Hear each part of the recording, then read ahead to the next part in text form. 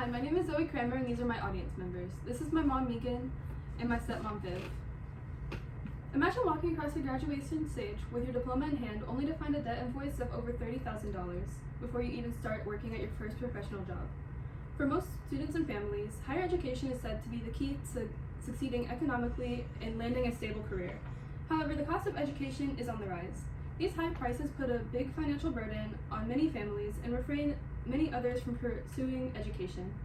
According to the National Bureau of Economic Research, rising costs of college have increased financial challenges and slowed the rate of degree attainment.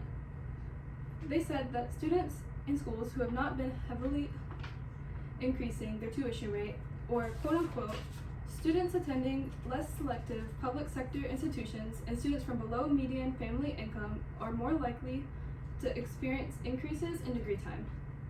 Through extensive research and hearing the perspectives of those who have went to college before and after the inflation, I've learned how important it is to help reduce costs of tuition.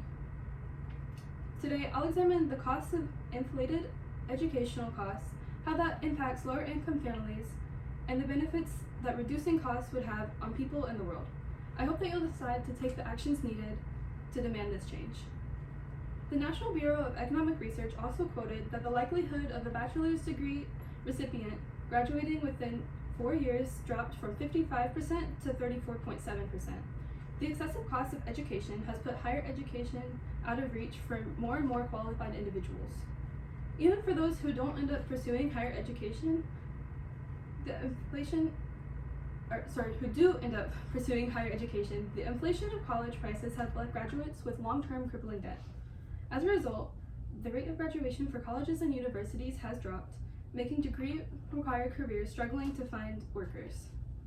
College tuition has increased dramatically over the past few decades at a higher rate than average household income. This doesn't include additional expenses like textbooks and housing that students have to make out of their pocket.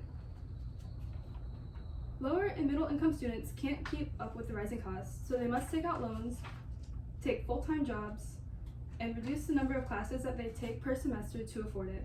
According to the Student Debt Crisis by Jamal Watson, of the 45 million Americans who owe $1.7 trillion in student loan debt, women hold nearly 2/3. He also stated that the crisis disproportionately affects Black and brown students.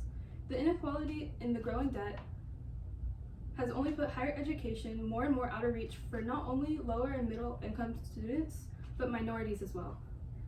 Without such a high cost of education, more and more opportunities would open up for these students and allow for important jobs like hospital workers and engineers to no longer be short-staffed.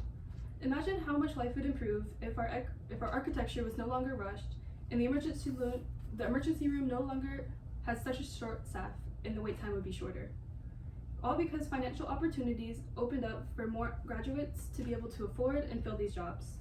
Now that we've discussed the problems behind college inflation, we'll talk about the solutions. We can reduce the costs of education through capping college tuition, increasing school funding, and investing in more educational resources.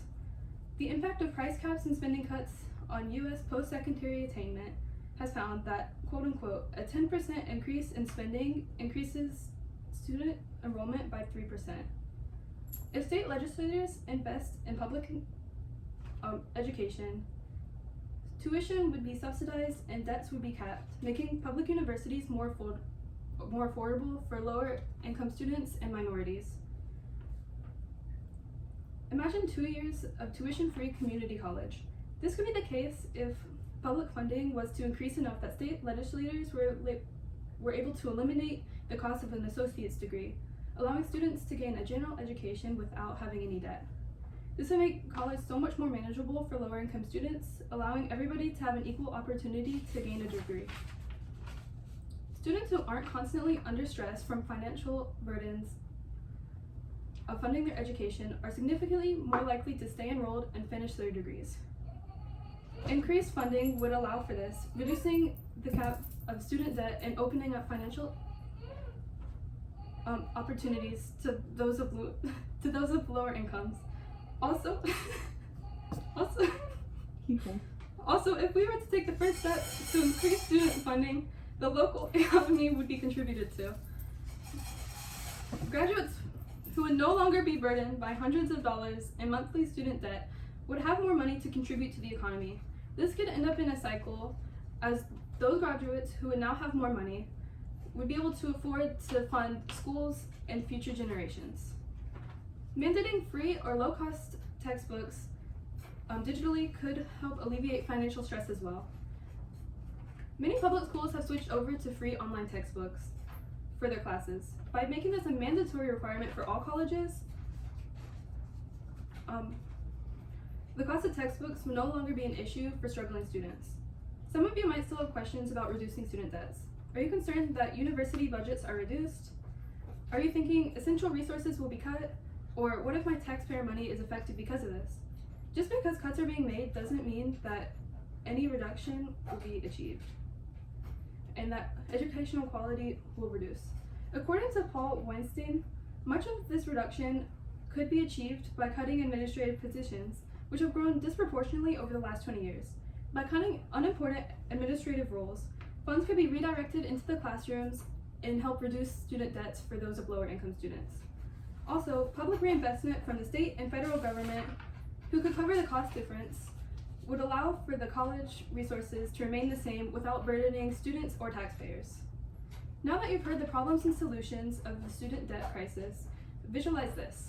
Imagine a future where any student who's dedicated to learning can pursue a degree regardless of their financial situation or skin color or anything.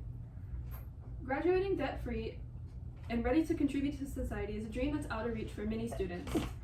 If we keep going on a path that we've been following, the path where the price of college keeps inflating, education will become a privilege that's only for wealthy people.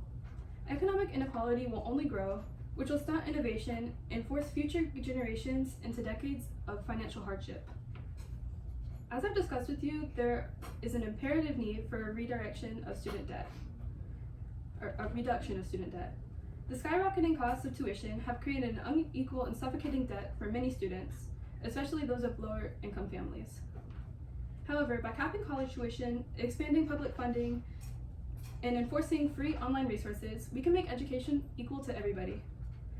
As a student who's known people that's had these financial struggles, securing affordable education is important for our success as humanity. I urge you to write to your local representatives to support public education funding. Education should give the students opportunity to grow and contribute to the world, not to suffocate them with a lifetime of student debt. No one should be able to give up their dream job just because they can't afford to go to school. Thank you.